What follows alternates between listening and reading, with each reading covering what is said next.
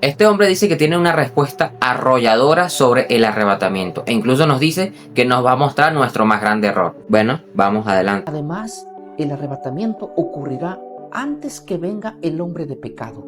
Y cita este comentario, 2 de Tesalonicenses 2:3, para afirmar lo que acaba de decir. Esto es una gran mentira, porque no vendrá sin que antes venga dos cosas. Uno, la apostasía. Y luego dice Pablo, y se manifieste el hombre de pecado, el hijo de perdición. Pablo está diciendo que el Señor no vendrá, no habrá parusía sin que vengan dos cositas. Uno, apostasía. Dos, con la apostasía le da lugar a la manifestación del hombre de pecado. Y luego, después de la manifestación de estas dos cosas, aparecerá el Señor para llevar a su iglesia. Bueno, y con mucho gusto voy a pasar a exponer el gravísimo error de este asunto. Ok, amigo, adelante, te escuchamos atentamente. Y es que cuando hablamos acerca de la Escritura y solamente leemos de una carta 3 versos y no seguimos leyendo lo que más abajo dice, estamos cometiendo un error sobre el error. Claro, en eso tienes razón. Todos deberíamos estar de acuerdo en eso. No podemos leer solo un versículo y sacarlo del resto de su contexto para tratar de explicar o decir lo que nosotros queremos. Esta persona que continuó explicando solamente habló también hasta el verso 3. La carta continúa. Lo que está mal aquí del primer comentario es apuntar solamente el verso 3. Lo que está mal de la respuesta es que también solamente leyó hasta el verso 3. Hagamos un análisis juntos de lo que realmente el texto dice. Listo, hermano, pues hagamos un análisis a ver qué encontramos. Con el texto, mira, y me voy a hacer pequeñito para poder mostrarte el texto. Mire, todos están citando hasta el verso número 3, pero la carta continúa. Sigamos leyendo toda la carta. El apóstol Pablo está escribiendo a los de Tesalónica, a quien también les escribió la primera carta, donde les habló acerca del arrebatamiento de la iglesia. Y miremos, el primer verso dice, pero con respecto a la parusía de nuestro Señor Jesucristo, y nuestra episinagogi con él, os rogamos, pero cuidado, porque hay una burbujita que nos manda la referencia de 1 de Tesalonicenses 4:17. Es decir, nuestra reunión con él, Pablo se está refiriendo a la reunión con Cristo en las nubes, como cita 1 de Tesalonicenses 4:17. Así que aquí tenemos dos cosas, ya que vemos una coma y una i. En el griego no hay comas, pero hay la i, kai. Así que respecto a la parusía de nuestro Señor Jesucristo, kai episinagogis afton Christos de nuestro Señor, o nuestra reunión con él, son dos cosas.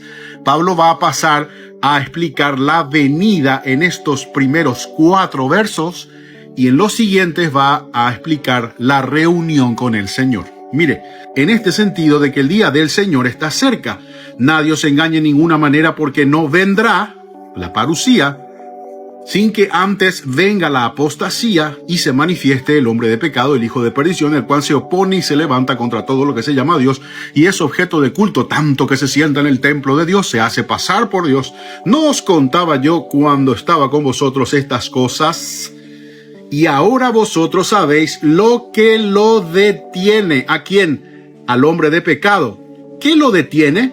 A fin de que a su debido tiempo se manifieste, porque ya está en acción el misterio de la iniquidad, solo que hay quien al presente lo detiene. Mire, hasta que él a su vez sea quitado de en medio. Entonces se manifestará el inicuo. Se da cuenta que Pablo está hablando de que la venida es una cosa y nuestra reunión con él es otra cosa. Bueno, hermano, ahí te voy a dar un pequeño puntico nada más, porque sucede que la venida, sea lo que sea que tú pienses que es la venida, no es lo mismo que la reunión. En eso estás totalmente en lo cierto. En lo que no estás en lo cierto es que la reunión es el arrebatamiento. Ahí sí estás equivocado. Pero vamos a leer un momento. Dice así en el versículo 3. Nadie os engañe en ninguna manera, porque no vendrá sin que antes venga la apostasía y se manifieste el hombre de pecado, el hijo de perdición. ¿Quién vendrá? No vendrá Cristo hasta que no se manifieste. El cual se opone y se levanta contra todo lo que se llama Dios o es objeto de culto, tanto que se siente en el templo de Dios como Dios, haciéndose pasar por Dios. ¿No os acordáis cuando yo estaba todavía con vosotros? Os decía esto. Y ahora vosotros sabéis lo que lo detiene. Ellos saben, me da la impresión de que tú no sabes. A fin de que a su debido tiempo, ¿qué? Se manifieste. Te pregunto yo, entonces, el anticristo se va a manifestar 2 veces. Uno en la venida y otro en la reunión. ¿Cómo sería eso allí? Más o menos. Y continúa así. Porque ya está en acción el misterio de la iniquidad. Solo que hay quien en el presente lo detiene. Hasta que él a su vez se ha quitado de medio. Entonces se manifestará. ¿Viste? Se manifestará aquel inicuo a quien el Señor matará con el espíritu de su boca. Vuelvo a preguntar. Entonces, ¿cuándo se va a manifestar? ¿Cuando Él venga o cuando se reúna con nosotros? Esa es la gran pregunta. Ese es lo que tú quieres decir que no termina de cuajar, como dice, no termina de cuadrar. Tú quieres primero separar las dos cosas. La venida y la reunión está perfecto, son 2 cosas totalmente distintas. Pero de allí quieres primero como que encajar la idea del que lo detiene es la iglesia, o sea, nosotros. Pero aquí no está refiriéndose a eso. De hecho, aquí se explicó anteriormente, como él lo está diciendo, ya les había dicho, en un texto, me imagino que con una conversación mucho más grande que este simple texto, que era realmente lo que lo detenía. Pero tú estás poniendo que es la iglesia. Entonces, tu forma de tratar de justificar de que seremos arrebatados y no sabremos quién es el anticristo, ni veremos ninguna de las cosas que aparecen en el Apocalipsis, es haciendo como esa pequeña división de la venida es una cosa y pues la reunión, según dice aquí, porque es que la reunión es la reunión y aparece en Apocalipsis. De hecho, hay una parte donde, lo vamos a leer más adelante, donde los santos están esperando. Es porque la reunión no se ha dado. Pero el arrebatamiento sí se dio, porque si no ellos no estuvieran ahí y no fueran resucitados. ¿Sí me explico? Entonces para ti esa reunión es el arrebatamiento. Está bien, es entendible la confusión. Pero creo que hay que leer un poco más, sinceramente. Y está poniendo que esta reunión es antes porque detiene al anticristo a manifestarse. No lo está poniendo, lo estás poniendo tú. Porque él decía que antes le decía esas cosas, pero ¿tú crees que solamente era ese pedacito lo que les decía? Cuando ellos estaban con él, eso era pues simplemente mucha información, muchas cosas que le explicaba. Entonces eso que estás diciendo lo estás poniendo tú. Y déjenme mostrarle el error de base de creer que esta venida es lo mismo que la reunión. Está bien, muéstranos el error de base, aunque ya he dicho de que la venida no es lo mismo que la reunión, pero tampoco la reunión es lo mismo que el arrebatamiento. En la venida el Señor mandará a sus ángeles a los 4 puntos de la tierra a buscar a sus escogidos. Estos serán levantados, aunque antes de eso los muertos resucitarán primero, por supuesto. Entonces estos serán levantados, transformados en el aire y serán puestos en un lugar a esperar. Esperar la dichosa reunión. Pero a ver, ¿qué más tienes que decirnos? Le voy a mostrar cuál es el error.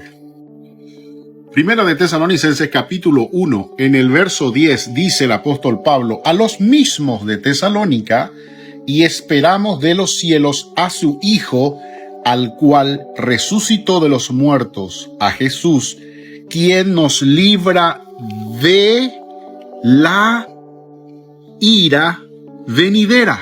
Ahora, en la misma carta a los tesalonicenses, en el capítulo 5, en el verso 9, dice así el apóstol Pablo: porque no nos ha puesto Dios para ira, sino para alcanzar salvación por medio de nuestro Señor Jesucristo.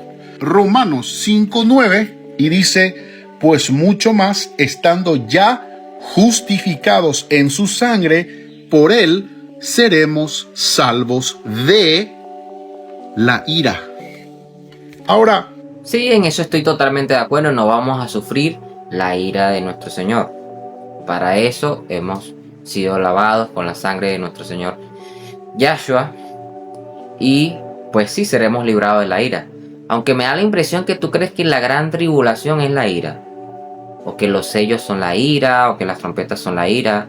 La palabra especifica muy bien que la ira es la ira. Son las copas de la ira. Pero sigamos. si el primer texto de segunda de Tesalonicenses capítulo 2 del verso 1 al 8 te dejó dudas de decir no, es que no es la iglesia la que debe ser retirada, porque ahí dice el que debe ser quitado, y el que debe ser quitado no es la que debe ser quitada, pues déjame decirte que primera de Corintios capítulo 12 verso 12 Pablo dice que la iglesia es el cuerpo de Cristo.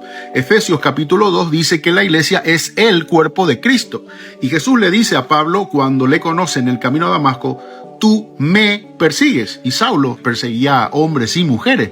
Pero Cristo le deja muy claro que persiguiendo a hombres y mujeres, lo está persiguiendo a él mismo. Ah, bueno, sí, tienes un buen punto. Si fuera real de que sería eso, esa sería una buena justificación.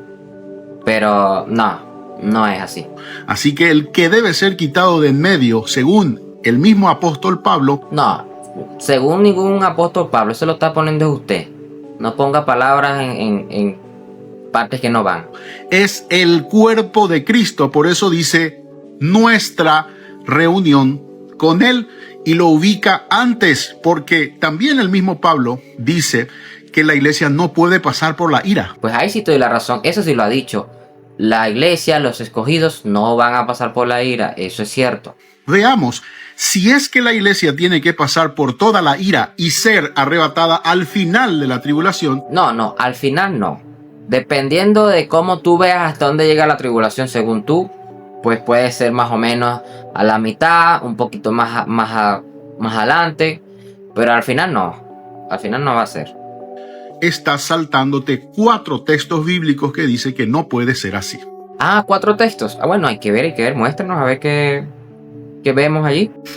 Este es todo el Apocalipsis y la ira de Dios empieza en el capítulo 6 y continúa con las trompetas de juicio, con las copas de la ira, y la parucía es aquí. Si la iglesia tiene que ser arrebatada en la parucía, tendría que pasar por toda la ira. Y es ahí donde contradices a la escritura. Pablo está diciendo que debe ser quitado de en medio primero el que detiene al anticristo a manifestarse. Curioso, porque el anticristo es el primer sello. Vuelvo a repetir, Pablo no está diciendo eso, lo estás diciendo tú. Y viendo ese diagramita que hiciste me doy cuenta que estás mezclando las cosas. Estás mezclando las trompetas y los sellos con la ira del Señor. Imagínate tú eso. Estás poniendo que, o sea, las copas de la ira tienen el nombre de las copas de la ira por las puras. Pues para ti eso es igual, todo es lo mismo. Entonces, los sellos y las trompetas están ocurriendo, o bueno, ahorita no, en el relato ocurrirán simultáneamente. No es que vienen unas y después otras. El jinete del caballo blanco. Ahí es donde aparece el anticristo y empieza la ira de Dios. Dice que el primer sello es el anticristo. Interesante, vamos a leerlo un momento a ver qué tan anticristo nos parece esto. Vi cuando el Cordero abrió uno de los sellos y oí a uno de los 4 seres vivientes decir como con voz de trueno, ven y mire. Y miré y he aquí un caballo blanco, y el que lo montaba tenía un arco, y le fue dado una corona, y salió venciendo y para vencer. Si tú quieres pensar que el anticristo salió venciendo y para vencer, bueno, habría que analizarlo bien. Me vas a decir que la ira de Dios no empieza en el capítulo 6. Aún así, si empezara en el capítulo 11, 14 o 16, la iglesia no tendría que estar pasando por la ira. Y tú estás metiendo a la iglesia por toda la ira. Pero déjame mostrarte por qué sí el capítulo 6 es el inicio de la ira. Apocalipsis 6, 17, 16 dice: y decían a los montes y a las peñas, caed sobre nosotros y escondednos del rostro de aquel que está sentado del trono y de la ira del Cordero, porque el gran día de su ira ha llegado, y ¿quién podrá sostenerse en pie? El gravísimo error es tuyo. Ah, el error es nuestro. Nosotros estamos metiendo a la iglesia por la tribulación. Qué increíble. Sinceramente siento un poco de soberbia en ti. Y esa puede ser la razón por la cual te has extraviado. Hace un momento le dijiste al joven, del que estaba hablando, de que no podía leer un pedazo a su conveniencia y ignorar el resto. Ahora yo voy a hacer algo muy interesante. Vamos a seguir leyendo los sellos. Vamos a leerlo completo. Léanlo conmigo, vengan. Habíamos quedado aquí en el caballo salió venciendo y para vencer. Cuando abrió el segundo sello, oí al segundo ser viviente que decía, ven y mira. Sigamos, vamos a ver. Y salió otro caballo bermejo, y el que lo montaba le fue dado poder de quitar de la tierra. ¿Quitar de la tierra? Interesante. La paz. Está bien. Y que se matasen unos a otros. ¿Qué se fue de la tierra? A la paz. Bueno, sospechoso. Unos a otros, y le dio una gran espada. Cuando abrió el tercer sello, vamos al tercer sello, oí al tercer ser viviente que decía, ven y mira, y miré, y he aquí un caballo negro, y el que lo montaba tenía una balanza en la mano, y oí una voz que en medio de los 4 seres vivientes que decía, 2 libras de trigo por un denario, y 6 libras de cebada por un denario, pero no dañes el aceite ni el vino. Cuando abrió el cuarto sello, oí la voz del cuarto ser viviente que decía, ven y mira. Miré, y he aquí un caballo amarillo, y el que lo montaba tenía por nombre muerte, y el Hades le seguía, y le fue dada potestad sobre la cuarta parte de la tierra para matar con espada, con hambre, con mortandad y con fieras de la tierra. Ahora viene el quinto sello, que es el más interesante, el que este señor se está saltando. Cuando abrió el quinto sello, vi bajo el altar las almas de los que habían sido muertos por causa de la palabra. Vean, por causa de la palabra de Dios y por el testimonio que tenían. Y clamaban a gran voz diciendo, ¿hasta cuándo, Señor, santo y verdadero, no juzgas y vengas nuestra sangre en los que moran en la tierra? Y se les dieron vestiduras blancas y se les dijo que descansasen todavía un poco de tiempo hasta que se completara el número de sus consiervos y sus hermanos que también habían de ser muertos como ellos. ¿Quiénes son estos? A ver. Miré cuando abrió el sexto sello y aquí un gran terremoto. Y bueno, aquí comienza ya cerca ya las copas de la ira. Pero fíjense ustedes, ¿quiénes eran estas personas aquí en el quinto sello? ¿Quiénes estaban conscientes? Si las personas... Todos sabemos, todo el que lee Biblia, todo el que estudia, sabemos que los muertos nada saben. Y la Biblia habla claramente de que los muertos resucitarán primero. Y también se les dice a estas personas que esperen hasta que sigan llegando más muertos. ¿Muertos de qué? Si ya se los llevaron, pues no se los habían llevado. ¿O quiénes son estos? Esa es la gran pregunta. ¿Por qué te saltaste este pedazo? Obviamente que lo siguiente que viene, que cuando hablaste de la ira aquí, la ira del Cordero, porque gran día de su ira ha llegado, y quién podrá sostenerse en pie. Obviamente, este es la ira de Dios. ¿Por qué? Porque para ya este punto ya ha ocurrido el arrebatamiento. Ya ocurrió la venida, pero no ha ocurrido la reunión, porque nos van a tener esperando. Y esto me hace pensar en algo muy curioso, que hay personas que ya están destinadas a ser asesinadas o masacradas por el anticristo o por cualquier cosa que pertenezca a eso. Estamos marcados. Algunos podremos ser asesinados para gloria del Padre. La muerte en Cristo es vida. Y otros simplemente serán levantados y transformados. Se habrán salvado de ese susto, por decirlo así. Por solamente leer la mitad de la carta del apóstol Pablo y no seguir leyendo toda la escritura. Es que eso es lo que tú acabas de hacer ahorita. Justamente acabas de hacer eso. Solo leíste lo que te conviene para justificar tus ideas erróneas y tus pensamientos. Tratar con soberbia a las personas que piensan diferente. Y bueno, ¿qué más te puedo decir? Continúa. Ahora deberías de ponerte a revisar todos los videos de tu canal en donde estás negando de que la iglesia tenga que ser quitada de en medio antes del proceso de tribulación, ya que decir que será quitada después o al final, esto es negar varios textos bíblicos. Te mando un fuerte abrazo, Dios te bendiga. El pobre, el manito del principio va a tener que revisar todo su canal, borrar todos sus videos, deshacer todas sus ideas, bueno, yo no lo conozco, nunca he visto su canal, no sé si todas sus ideas son erróneas y nada, eso es ya cuestión de revisar y ponerlo a la luz de la Biblia. Pero las palabras del sujeto aquí son un poquito complicadas. Ahora, él dice que todo lo prueba con la escritura. Y mira cómo se aferra a esa idea. Mira, yo siempre he pensado que estas personas que piensan así valoran más su vida que una muerte digna en Cristo. Yo no me imagino a los apóstoles pensando como él. De verdad. Sí sé que tuvieron miedo, sé que humanamente uno siente miedo ante esas cosas, pero jamás me los imaginé como este sujeto. Sinceramente, muy, muy difícil.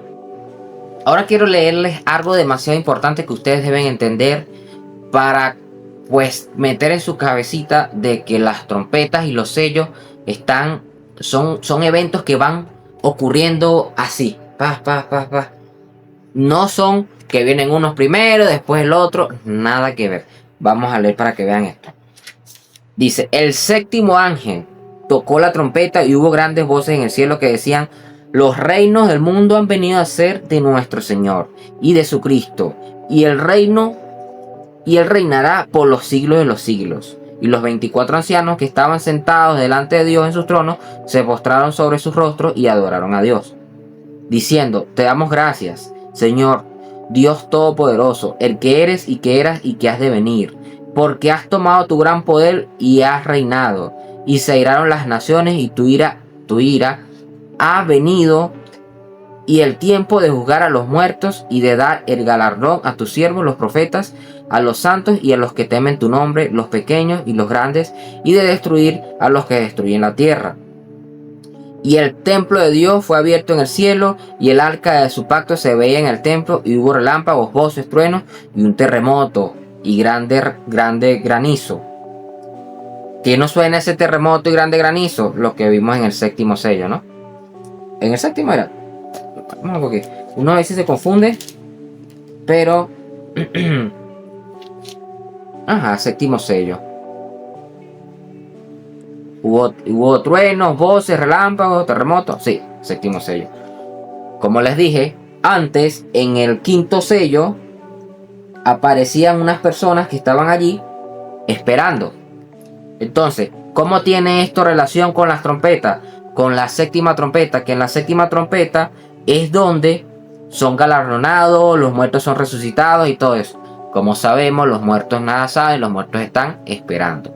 Entonces, en la séptima trompeta es que ocurre este evento. Y está relacionado con el quinto sello, a donde vemos a la gente que está esperando todavía a que se termine de cumplir hasta el punto de la tribulación, donde al fin la iglesia o los que quedan serán arrebatados y así. ¿No crees que las trompetas son en relación con el arrebatamiento? Mira, vamos a leer esto acá.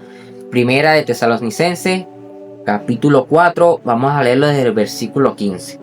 Por lo cual os decimos esto en palabra del Señor, que nosotros que vivimos, que habremos quedado hasta la venida del Señor, no procederemos a los que durmieron. Porque el Señor mismo, con voz de mando, con voz de arcángel y con trompeta de Dios, descenderá al cielo, y los muertos en Cristo resucitarán primero. Esto es lo que yo digo. Estos son los que están allí, los que están en el quinto sello esperando todavía. Ellos fueron resucitados y fueron puestos allí, mientras seguía muriendo más gente. Sí, así como suena. Entonces, luego, nosotros los que vivimos, los que hayamos quedado, seremos arrebatados. ¿Ve que son cosas distintas?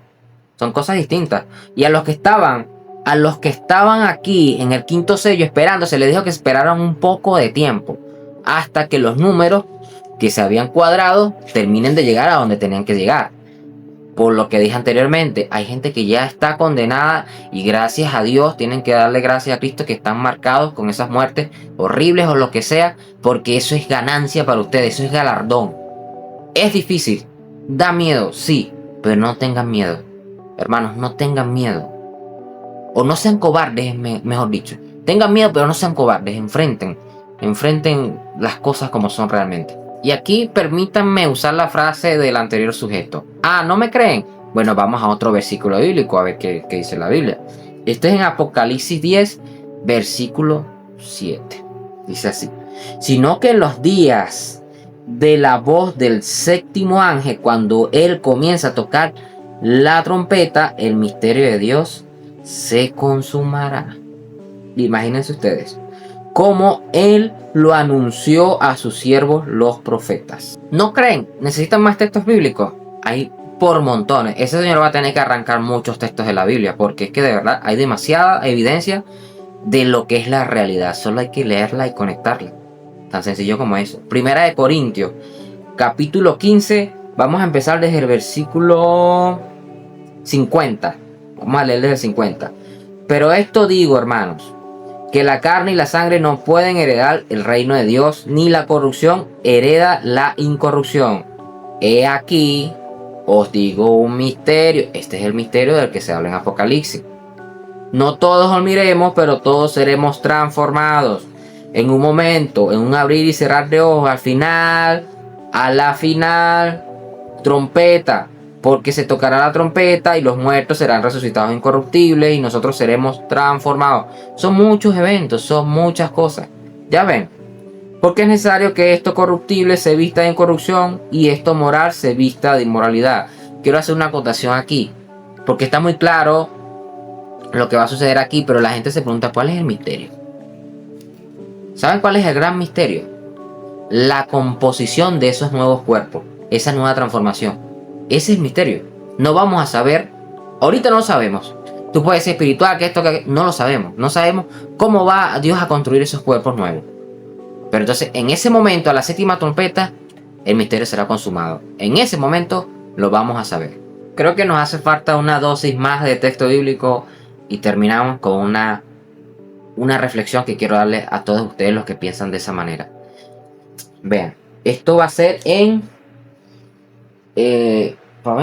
Zacarías 13, del 8 al 9.